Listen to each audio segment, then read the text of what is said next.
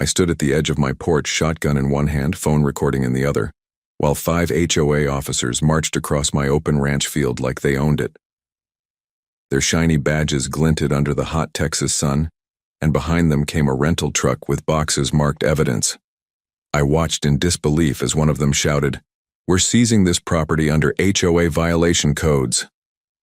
Then, without a word of permission, they began taping HOA enforcement signs across my barn and gate. But what they didn't know was I had been ready for this. I had copies of every document, every deed, every inch of my ranch's legal standing filed in a safe and backed up digitally. They thought they could walk onto my land and take it. They were about to learn what it meant to mess with a veteran who had nothing left to lose and everything to protect.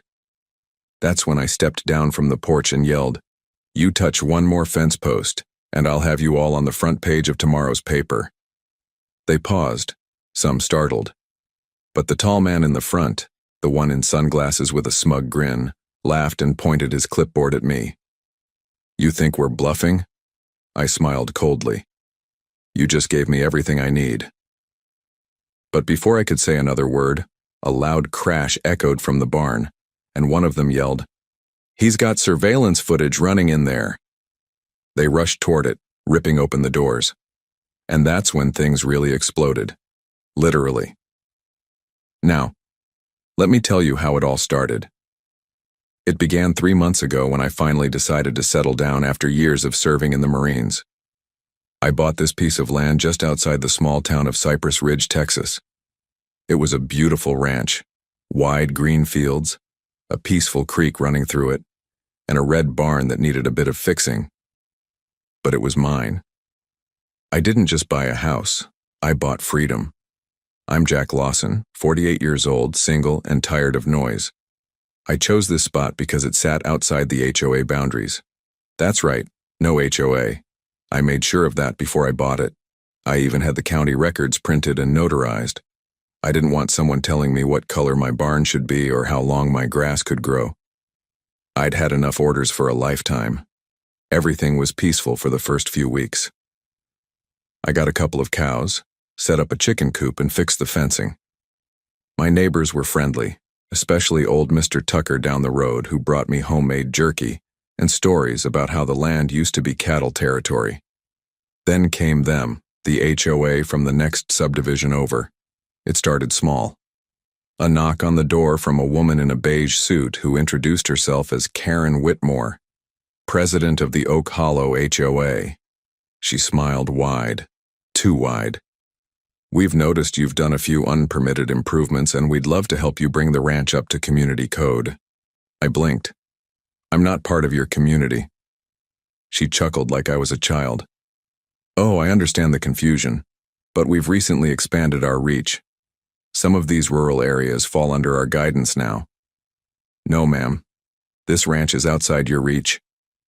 I closed the door gently, or so I thought, because the next morning I found a yellow notice on my gate. HOA violation. Unapproved agricultural use. I tore it off and threw it in the trash. Then more followed. Fines, notices, emails, all claiming I was in non-compliance. At first I ignored them, but one morning I woke up and found 2 men walking across my property with clipboards, taking photos of my barn. I stormed out and told them to leave. They did, but not before saying, "You'll regret not cooperating with Oak Hollow." That's when I knew this wasn't some mix-up. These people weren't confused. They were trying to take my land. I filed a report with the sheriff, but he just shook his head. "HOAs can be nasty," he said, "but unless they trespass or damage anything, there ain't much I can do. It's all paperwork war." So, I got ready for battle. I hired a land attorney, paid for drone footage, and even got a land surveyor to mark my boundaries with metal pins. Then I installed cameras, all hidden, around the ranch. In the barn, in the trees, even along the fence line. Still, they kept coming. Karen returned a week later with 2 board members and tried to inspect my shed. I told them they were trespassing. She said I was creating tension in the community. Community? Lady, I have cows. That's my community. Then came the bribe. One night I found an envelope slid under my door. It had $1,000 in cash and a note. Join Oak Hollow. Let us handle your land. You'll have less stress. Sign here. I burned it in my fire pit. But then, 2 nights later, I heard noises by the gate. I rushed out with my flashlight and saw 3 figures jumping into a car and speeding off. They had tried to cut my fence, and one of my cameras caught it all. I sent the footage to my lawyer. His email came back the next morning. They're getting bold, be ready. Now here's the twist. Just when I thought I was dealing with just HOA bullies, I found out something bigger. My ranch sat on an underground water vein, one that stretched across Oak Hollow and into farmland nearby. And guess who had a development deal in place to sell luxury condos? Oak Hollow HOA. And guess who needed my land to connect it all? Yep, me. They were trying to push me out by faking violations, hoping I'd either give up or fold under pressure. But I wasn't raised to run, so I prepared. I filed a cease and desist. I gave a copy to the sheriff. I warned Karen and the board, on camera, that any more visits would be considered harassment and trespassing. But they didn't stop. And now here they were, marching across my land like some backwoods SWAT team, carrying fake documents and bad attitudes, trying to take my barn, claiming they were confiscating property for investigation. That's when the camera in the barn caught them live, and the motion sensor set off the diversion trap I had wired. I didn't want to hurt anyone, but I did want to scare the truth out of them. Smoke burst from behind the hay bales. A loud horn sounded. Red lights blinked.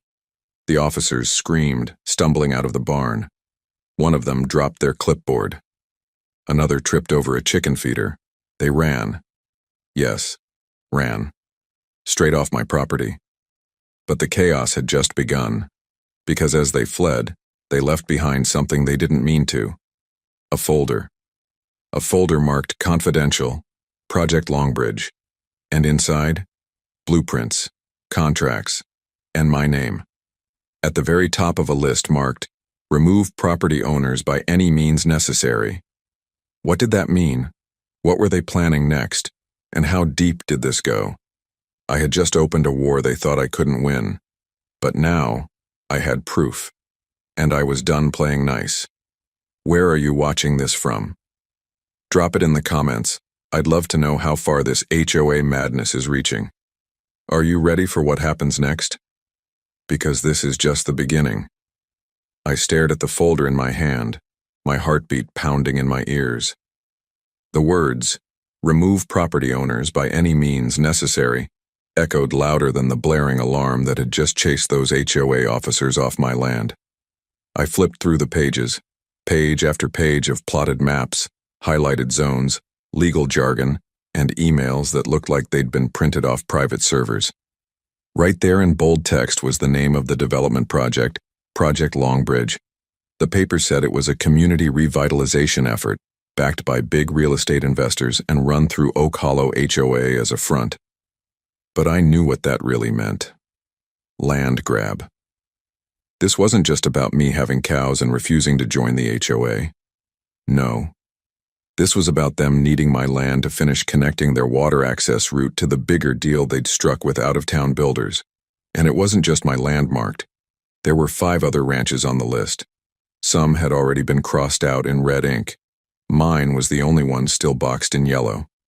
I wasn't just an obstacle. I was the last piece of the puzzle. I rushed inside my house, locked the doors, and called my lawyer, Dennis. He was a rough-around-the-edges kind of guy with a smart mouth and a sharp brain. I'd picked him because he once beat a city zoning board at their own game. If anyone could help now, it was Dennis. I read him parts of the folder. He paused, then said, "Jack, you're not just in a land dispute. You're in the middle of organized fraud. These HOA folks are stepping into criminal territory now. I want to take them down," I said. "For good. Then you better prepare for a storm, because they won't go down quietly." Dennis helped me draft a report to the local district attorney. We filed a restraining order against the HOA. We attached surveillance footage, the blueprint plans, and even screenshots of emails found in the folder. I thought maybe now they'd back off, but I was wrong. 2 nights later, while I was resting in my recliner with my dog Ruger snoring at my feet, the power went out. Not just a flicker, complete darkness. Then the security cameras cut out. I sat up fast, grabbed my flashlight, and checked the fuse box. All switches were flipped correctly. That's when I heard it. A quiet snap from the edge of the fence line. I grabbed my shotgun and stepped outside with Ruger beside me. The moon lit just enough of the path for me to make out 3 figures crouched behind my barn. One of them held what looked like a canister. Another had wire cutters. "Stop right there!" I shouted. They jumped, scattered like scared cats, and ran for a black SUV parked just beyond the trees. I fired 1 shot in the air, just to let them know I was serious. Ruger barked loud enough to wake the whole county. I didn't chase them. I had what I needed. My second set of backup cameras, hidden in the trees, caught everything. Dennis came by the next morning with a USB drive. "I gave the DA your full report," he said. "But we've got a problem. One of the board members is friends with the sheriff's brother. We can't trust this to stay local." "So we take it federal," I said. "Exactly." Dennis reached out to a contact in the FBI's Real Estate Crimes Unit. It would take time, but he said if we could catch the HOA and 1 more illegal act, just 1, we'd have enough for a full investigation. So I set the bait. That same day, I put up a for sale sign at the edge of my ranch, but made it look like a fake one. The idea was simple. If Oak Hollow thought I was desperate enough to sell, they'd make their next move. And that's exactly what happened. Within 24 hours, Karen Whitmore herself showed up again. This time, she wasn't smiling. "You can't sell this land," she barked, not even trying to hide her anger. "I thought you wanted me gone," I said casually. "Not to just anyone," she snapped. "This land is part of our community plan now." "Funny, I don't remember signing up." Her face turned red. "Let me make this simple. If you don't take our offer, we'll make life on this ranch very difficult for you." She handed me a folded sheet of paper and stormed off in her SUV. I opened it. It was a fake court document, completely forged, claiming that my ranch had been declared a nuisance property and would be subject to inspection, penalty, and seizure. That was the final nail in the coffin. I scanned the document, added it to the file, and sent everything to Dennis. The next call we made was to the FBI. Meanwhile, I decided to strike back. Not just legally, but publicly. I started filming TikToks and YouTube videos exposing what had been happening. I told my story in short parts, showed footage, posted clips of Karen trespassing, of the fake officers storming the barn, and of the plans in the Project Longbridge folder. The videos exploded overnight. People started commenting from everywhere, California, New York, Ohio, saying how their own HOAs were doing similar things. Some even recognized Karen from other schemes she'd been involved in. It turned out she had a long record of bullying property owners. Some had lost their homes. But I wasn't going to be one of them. That's when I got a visit from someone unexpected. A man in his early 50s, dressed in plain clothes, showed up in a silver truck with government plates. He introduced himself as Agent Mendez from the FBI's White-Collar Crimes Unit. "We've been monitoring Oak Hollow," he said. "Your evidence confirms what we suspected, but we need one last thing to nail them." "What's that?" "We need to catch them trying to force a sale or perform an illegal seizure, on camera, and it has to be this week before their development deal closes." I nodded slowly. "I've got just the plan." So I set the trap.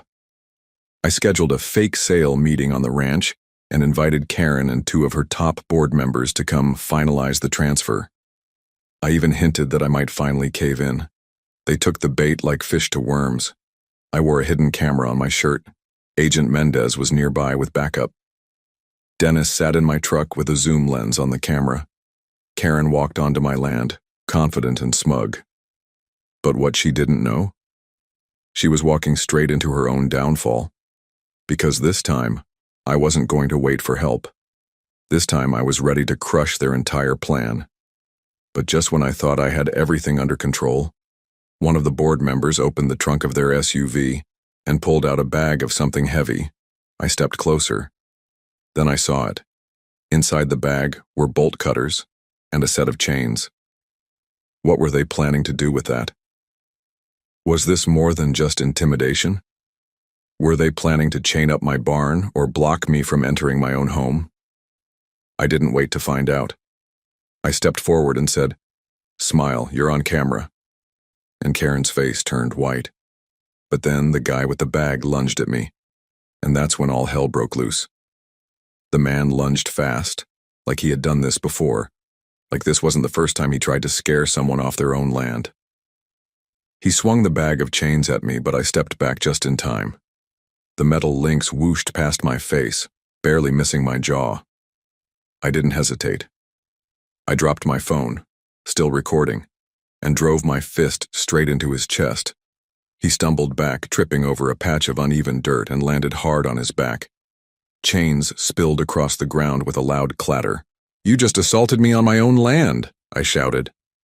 I turned to the second board member, an older man in a gray vest with a trembling lip. He looked unsure. His eyes darted to Karen, then to me, then to the barn. That's when Agent Mendez and 2 FBI officers emerged from behind the hay bales. "Federal agents," Mendez shouted. "Put your hands where we can see them." Karen froze. The man on the ground tried to scramble to his feet, but one of the agents had him in cuffs in seconds. The older man raised his hands and backed away, looking like he'd just realized how deep he was in. Karen tried to play it cool. "I don't understand. This is all a misunderstanding. We were just following protocol. This is all part of HOA zoning." "Ma'am," Mendez said firmly, "we have you on camera issuing threats, presenting fake legal documents, trespassing, and orchestrating illegal attempts to take privately owned property for personal gain." Her voice cracked. "But I'm the president of the HOA. I was just trying to protect the neighborhood." "Then you shouldn't have forged court documents," Mendez said. Karen's face went pale. I stepped forward and picked up my phone from the dirt, still recording everything. "You messed with the wrong veteran, Karen," I said quietly. The other board member began to cry. Within minutes, the officers had them all cuffed and escorted to the SUV. Mendez turned to me. "That was brave, risky, but effective. We've been waiting months for this kind of evidence." "Are you going after the developers too?" I asked. He nodded. "Now that we've got the HOA, we can trace the financials back to the development group. That Project Longbridge deal is going to fall apart." I let out a long breath. I didn't realize I had been holding it for so long. But it wasn't over yet. Later that night, Dennis and I sat on the porch, drinking sweet tea while Ruger lay at our feet. "You did it," he said. "They'll never come near your land again." But something still bugged me. "Dennis, what about the other ranchers? The ones who already gave up? The ones they bullied before me?" He sighed. "Some of them signed their land away under threats and lies. We can fight for them, but it'll be a long legal battle." I stared out into the darkness, thinking of the names on that list. One was a widow. Another was a disabled farmer with no children. They didn't have the means to fight back. They didn't have the cameras, the lawyer, or the time to dig through paperwork like I did. "I want to help them," I said finally. Dennis smiled. "Then we take this public. Let the media see it. Once this story breaks, people will come forward. And if enough of them do, we can start a class action lawsuit." So that's what we did. The next morning, I uploaded the full video of Karen's takedown. I blurred faces where I had to, but left the important parts visible. I titled it, "They Tried to Take My Ranch." Karen screamed, "Stop, you're making this worse for yourself." I fought back and won. It went viral within 2 hours. Over 1 million views by midnight. News reporters started calling. People from all over the country shared similar HOA horror stories. Some said they were fined for planting tomatoes. Others said they were evicted from their homes for painting their doors the wrong color. One woman from Florida said she had lost her family home because the HOA kept tacking on maintenance fees until she couldn't pay anymore. I realized something powerful was happening. This wasn't just about me anymore. It was a movement. I went on local news, then regional, then a national network picked up the story. They even showed a clip of Karen being arrested played right next to the title of Project Longbridge. The developers panicked. They tried to deny everything. But the FBI was already knee-deep in their bank records and email chains. And when they raided the Oak Hollow HOA office, they found even more documents proving they'd done this before, in other states. This wasn't a one-time scam. It was a nationwide scheme. 1 week later, I received a letter in the mail. At first, I thought it was another threat, but this one wasn't from the HOA. It was from a woman named Lisa Berman, whose family ranch had been seized 5 months ago. She wrote, "Jack, you don't know me, but I saw your video. I cried for an hour. I thought no one would ever fight back. You didn't just save your land, you gave the rest of us hope. Thank you." I folded the letter and placed it in a box where I keep the few things that truly matter. But just when I thought the dust had finally settled, my phone buzzed. It was Dennis.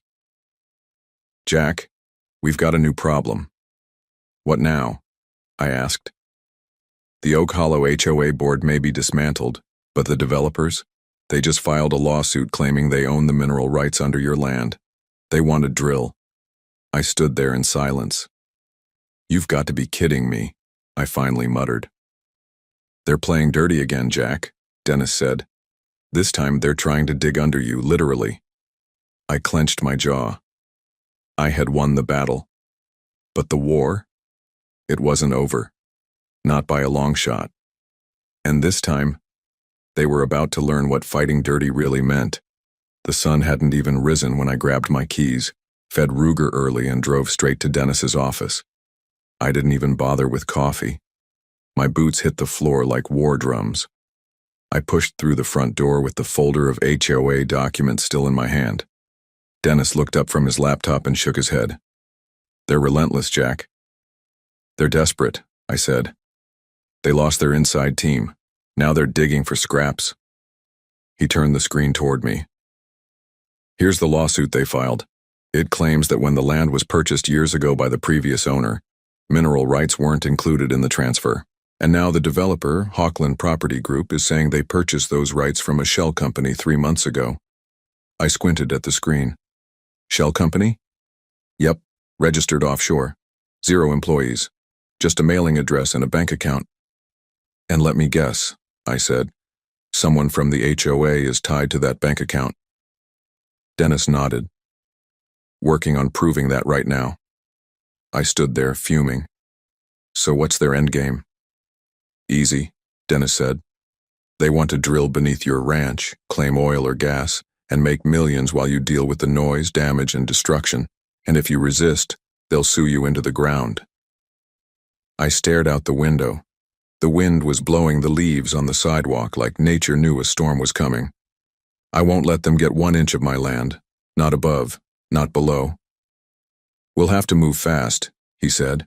"If they get temporary approval from a judge to begin surveying, they'll bring trucks. Big ones."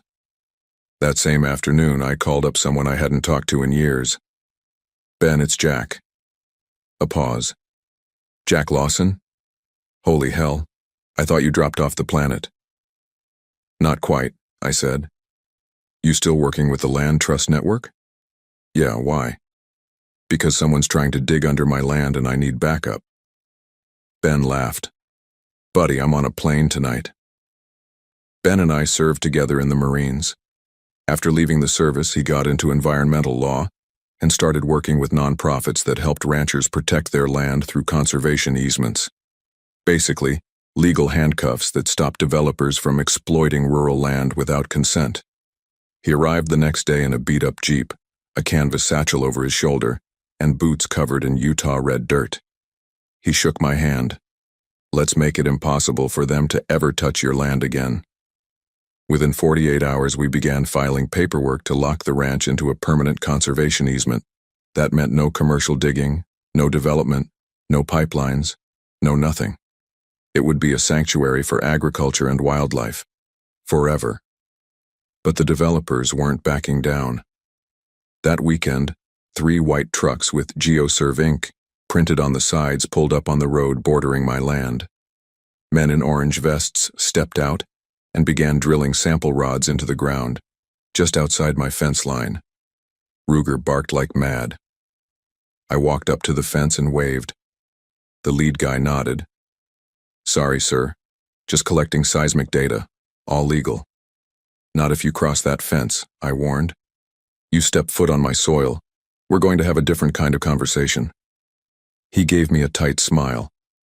"Don't worry, that comes next week." I didn't wait. That night, I stayed up reinforcing the perimeter, installing new warning signs, reflective markers, and extra floodlights. Ruger stayed by my side, tail twitching. Dennis called with an update. "Their permit request just landed on a judge's desk. If it gets approved, they can send in surveyors next week. Then we need to move faster." Ben and I drafted a press release exposing the mineral rights trick.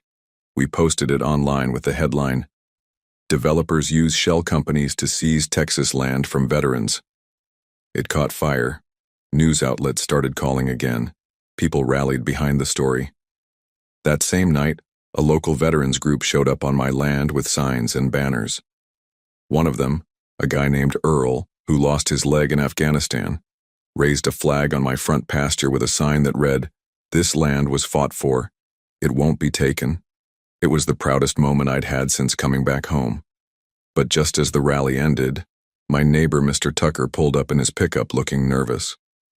"Jack, they were at my house," he said quietly. "Who?" "A man in a suit. He asked me to testify that your property's been abandoned for years.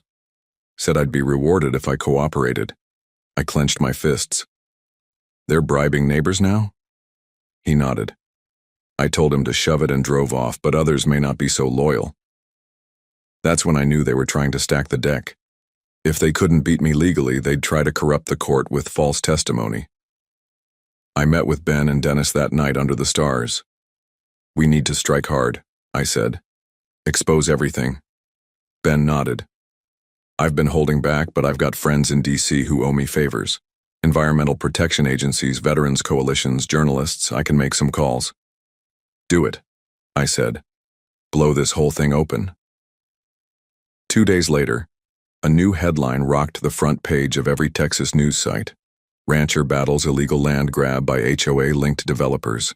Feds begin probe into mineral scam." The next morning, Hawkland Property Group's offices were swarmed by investigators. Boxes of files were seized, laptops taken, phones confiscated. And it wasn't just them. The judge who had been reviewing their permit? He recused himself after it came to light that he'd received donations from a PAC run by one of Hawkland's board members. Everything was crumbling. But the developers weren't finished yet. That night, I got a call from an unknown number. "Jack Lawson?" a deep voice asked. "Who's this?" "You've made powerful enemies. If I were you, I'd sign over that land and disappear." I stayed quiet. "You've got 1 week." Click. Ruger growled from the corner. I stared at the phone and whispered, "You just made your last mistake." Because if they wanted war, I wasn't just going to defend anymore. I was going to attack. And the next move, it was going to shake the ground they were so desperate to drill. They thought they were chasing a rancher, but they were running straight into a storm. I didn't sleep that night, not 1 second. That threat over the phone wasn't just a scare tactic. It was a declaration of war, and I'd fought in real wars. I knew the signs. I knew how predators circled before they pounced, but I also knew how to bait them into a trap. By sunrise, I had a plan. Dennis, Ben, and I sat around my kitchen table. Ruger lay at our feet, alert, ears twitching with every sound.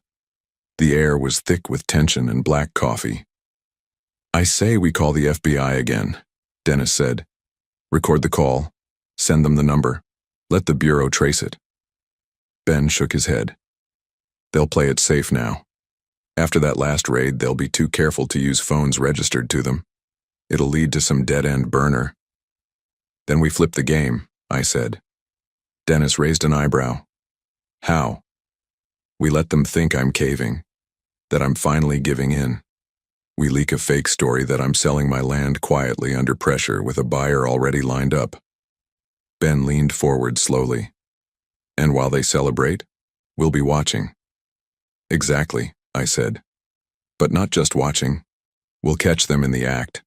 This time, I want the whole country to see it live. So I did it. I posted on my social media a carefully crafted video. It looked somber. I stood on the front porch of my ranch with the wind behind me and said, "I've fought long and hard, but I've got to put my health and peace first. I'll be stepping away from the ranch soon. I thank everyone who stood by me. Please keep fighting where you are." People were heartbroken in the comments, some angry, some supportive, but all of them watching. What the developers didn't know was that I had installed 3 hidden trail cameras, one behind the barn, another near the creek, and a third in a tree overlooking the back path that led to the property. 2 nights later, the rats came crawling. At exactly 2:38 a.m., a black SUV pulled up near the back fence, same kind from before. 4 men in dark clothes hopped out, carrying bolt cutters, shovels, and flashlights. One had a folded document tube tucked under his arm. They thought the ranch was unwatched. They thought I had given up. But I was inside the barn with Ruger, watching every second through a live feed. And right next to me were 2 federal agents and a local news crew, cameras ready. When one of the men sliced through the back fence and stepped foot onto my land, Agent Mendez gave the signal. Lights, sirens, spotlights. "FBI, hands up! Do not move!" The 4 men froze like deer in headlights. One tried to run but tripped on the uneven ground and rolled down a shallow ditch. Another dropped the tube and fell to his knees. The lead guy, the one holding the bolt cutters, just raised his hands and muttered, "We were told no one would be here." That's when I stepped out of the barn, shotgun in one hand, flashlight in the other. You were told wrong. They were all arrested on the spot. The document tube contained forged land transfer forms, pre-signed, pre-dated, with my forged signature and a fake notary stamp. They planned to claim I had sold the land and that I had already left town. It was fraud, grand larceny, trespassing, tampering with private property, and now, federal crimes. The footage went viral within hours. News stations labeled it, "HOA-backed developers caught in midnight land theft attempt. Veteran rancher outsmarts them all." They played the clip of me walking out of the barn again and again. "You were told wrong." That line became a meme. Veterans groups, ranchers, homeowners across the U.S., they all rallied online. People were sending donations to support the legal fund we launched to help other victims. A senator from Texas even invited me to speak at a town hall on rural land protection. But just when the dust was starting to settle, Ben came rushing into my house, laptop in hand. "Jack, you need to see this." It was a leaked email thread. Hochland Property Group executives had been exchanging messages about a backdoor buyout plan. They were going after county officials, offering community revitalization funds in exchange for new zoning laws that would bypass conservation easements. "They're going to try to override everything we've done," Ben said. "They're using political pressure to change the law. So even if I win this round," I muttered, "they'll change the rules next time." Dennis sat down slowly. "That's why we hit them where it hurts." "Where's that?" He looked me in the eye. "Their wallet." It was risky, but it made sense. We filed a massive civil lawsuit, not just for me, but for every rancher, every homeowner who had been threatened, fined, manipulated, or tricked by HOA-linked land schemes. With Ben's help, we turned it into a class action suit backed by over 200 claimants. Some had lost homes, others had lost farmland. All had stories, painful ones. The case was titled Lawson et al. Versus Hochland Property Group, Oak Hollow HOA, and Affiliates. But Hochland didn't fold. No, they struck back. 3 days before the court hearing, my ranch was vandalized. Red paint splattered across my barn with the words, "You're next." My fence posts were snapped. Someone poisoned the water trough. I caught it in time before Ruger or the cows drank from it. It wasn't just legal war now. They were getting personal. Dennis, Ben, and Agent Mendez came to the ranch immediately. "This is retaliation," Mendez said, "and it's criminal. We need to move up the court date," Dennis added, "before they escalate further." Ben looked at me grimly. "You okay?" I stared at the barn, the paint, the smashed fence. Then I turned to them and said, "I've come too far to back down now." We cleaned up, rebuilt, patched the fence, replaced the water tanks, and just when we thought that was the end of their stunts, a drone flew over my property the next morning twice. It circled low, hovered, then dropped something. I ran out and found a single envelope in the dirt. Inside was a photo of my ranch and with a red X drawn across it. No message, no return address, just that silent, chilling image. It was a threat, a final warning. But instead of fear, I felt something else. Resolve. They wanted to scare me off the battlefield. But they didn't know. I built the battlefield. And in 3 days, we were walking into court. Not just to fight, but to finish this. For good. The courthouse in downtown Austin was buzzing that Monday morning. Reporters clustered on the courthouse steps. News vans filled the street. Banners with phrases like, "Protect Rural America" and "No to HOA Tyranny" flapped in the wind. I stepped out of Dennis's pickup truck in full view of the cameras, wearing my worn boots, a clean button-up shirt, and my father's old U.S. Army dog tags around my neck. Ruger wasn't allowed in court, but he rode with us for morale. I gave him a pat on the head before heading toward the doors. Ben walked beside me, holding a stack of evidence files, while Dennis adjusted his tie and muttered case law under his breath. This wasn't just a court hearing anymore. This was a reckoning.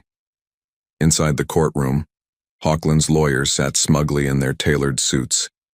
Karen Whitmore was there too, sitting stiffly behind the defense table, a different woman than the one who first tried to bring me into the community.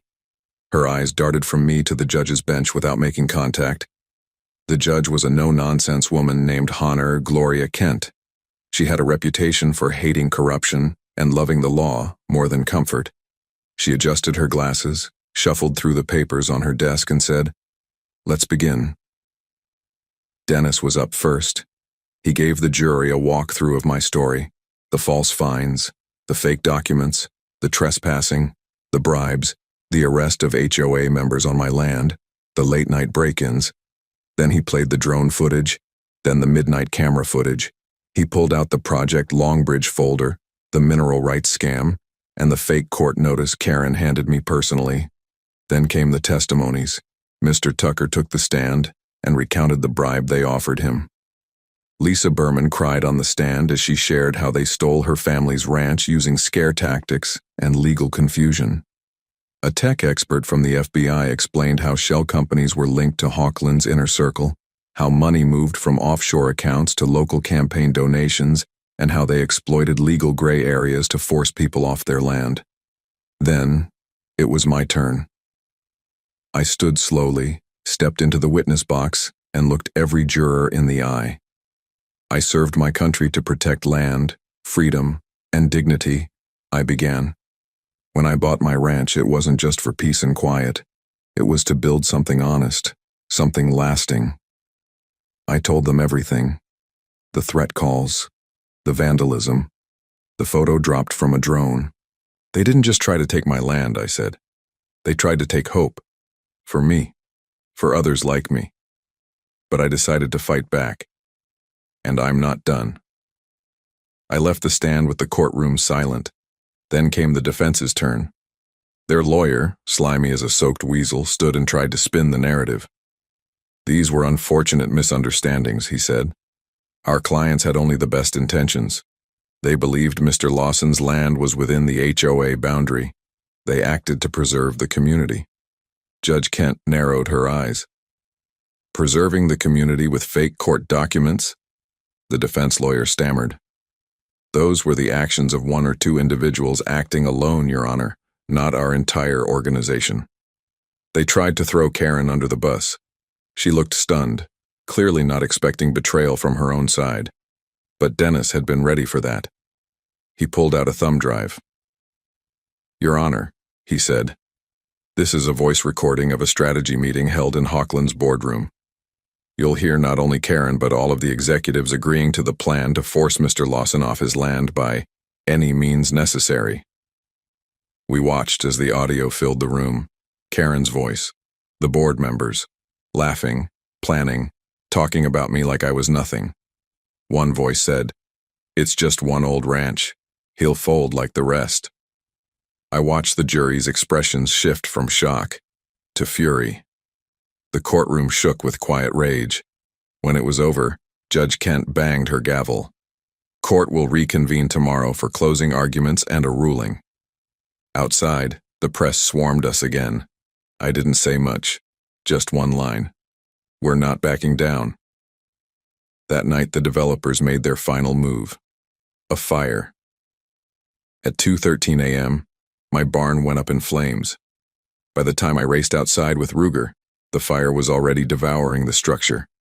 The red roof caved in. Ash fell like snow. It wasn't just a barn. It held my tools, my history, the wood I'd cut with my dad, a handmade saddle from my grandpa. I stood barefoot in the dirt, watching it burn. Fire trucks arrived. They managed to keep it from spreading, but it was total loss. Ben pulled up minutes later, looked at the smoldering mess and muttered, "This is their desperation." Dennis arrived next, gripping a printed security cam screenshot. "We got him," he said.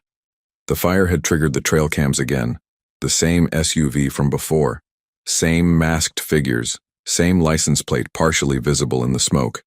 One was caught holding a torch. The photo showed his wrist, and on it, the expensive gold watch we'd seen in the courtroom, on Hochland's regional director. The next morning in court, Dennis requested an emergency session and submitted the photo. Gasps filled the courtroom. Judge Kent looked at the photo, then at the jury. "I'll allow it," she said. The jury returned less than 4 hours later. The foreman stood. "We, the jury, find in favor of Jack Lawson and the plaintiffs. We award $7.2 million in damages for harassment, property destruction, fraud, and emotional distress." The courtroom erupted. Karen fainted. The Hochland execs sat stone-faced as the judge ordered a federal investigation into their business practices. Their accounts were frozen. The entire Oak Hollow HOA was dismantled and placed under state supervision. I didn't cheer, I just breathed. Deep, quiet, steady. After months of war, I finally had a piece of peace. But it wasn't the end. Not yet. Because 2 days later I got a letter. No return address, no threats, just a sentence. "This isn't over, Lawson."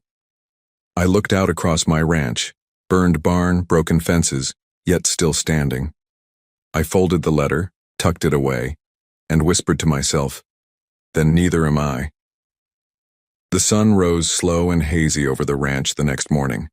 Smoke still lingered in the air like a bitter memory, curling through the broken skeleton of my barn. The ashes were cold now, but the fire still burned in my chest. I stood at the fence with Ruger beside me, watching as a group of volunteers, veterans, farmers, neighbors, even strangers who'd seen my story online, arrived in pickups and flatbeds to help me rebuild. They came with tools, lumber, roofing tin, and strong arms. One man, a bearded Texan named Cole, walked up and handed me a fresh hammer. "Thought you could use this," he said. I took it slowly, nodding. "Thanks. You didn't just fight for your land, Jack. You fought for all of us, now it's our turn." By noon, the new barn was already taking shape. The sound of hammers hitting nails was like music, like hope. But even in the middle of all that good, I couldn't shake the weight of that letter. "This isn't over, Lawson." It had no fingerprints, no camera footage of it being delivered, no return address. But it wasn't just a threat, it was a promise, one that meant someone still had plans. Dennis showed up that afternoon with coffee in hand and a look that said bad news again. "I checked with the feds," he said. "The man with the gold watch, he's talking." But someone above him? Still clean, hidden behind layers of shell companies. And they're moving money fast. I sipped the coffee. How much time before they strike again? Could be weeks, could be tomorrow. But they're watching. Ben joined us by the tool bench, eyes narrowed at his phone. They filed a motion in federal court this morning. My stomach twisted. For what? He turned the screen toward me. To claim eminent domain. They're saying your land is vital for state-approved water pipeline construction, and they're petitioning to take it. I laughed bitterly. After all this, they want to legally take it under state seizure? It's their last card, Dennis said. They're using public interest laws to override conservation status. If they win, they can take the land, pay you pennies, and bulldoze everything. No, I said firmly. Not happening. Ben pulled out a new folder. So here's the plan. We counterfile immediately. We drag every dollar they've hidden into the light, and we go public again, this time louder, national stage, Senate hearings, veteran rights forums, rural land coalitions. This story will go so wide they'll have to run for cover. And we did exactly that. That week I went to Washington, D.C., invited by a senator from Texas who'd heard about the case. I sat in a suit in front of a long panel of lawmakers and told them everything. I played the video of the arrests. I told them about the drone, the barn fire, the late-night threats, the forged mineral rights, and the final push to claim my land as state property. This isn't just about a ranch in Texas, I said into the microphone. This is about what happens when good land falls into the sights of greedy men who believe money is stronger than the law. I didn't fight for this country to watch it be bought piece by corporations hiding behind HOAs and shell companies. The room was quiet. Then a senator from Ohio leaned in and said, Mr. Lawson, we believe it's time for a national audit of how HOAs and developers are using public interest laws to steal from private citizens. Applause broke out behind me. 2 days later, a federal injunction froze all Hawkland projects across 3 states. Their CEO resigned. Karen Whitmore accepted a plea deal in exchange for turning over internal documents. And that mysterious offshore company? It was exposed in a global leak, tied to 10 other fraudulent land seizure cases. 6 executives were indicted. Back home, the ranch thrived again. The new barn stood strong. The community planted wildflowers where the fire once burned. Ruger got a brand new collar with a brass tag that read, Defender of the Ranch. The local school started calling me Mr. Jack the Fighter, and I was invited to speak at graduation that spring. But I never forgot the letter, or the weight of what it meant. So I built a safe, buried under the flagpole. Inside it, I placed a hard drive with all my video evidence, copies of every court document, a letter addressed to the future owner of the ranch titled, If They Ever Come Again. Because I knew this story wasn't just mine, it was ours. A battle for dignity, a stand for freedom, and a warning that home is worth fighting for. Now, every morning when I walk the fence line, I run my fingers along the new wood, feel the strength in every post, and whisper the same words I said the day the barn burned down. You can come for the land, but I'll still be standing. Where are you watching this from? Did this story fire you up too? Let us know in the comments. Don't forget to follow for more true battle for the land stories just like this one.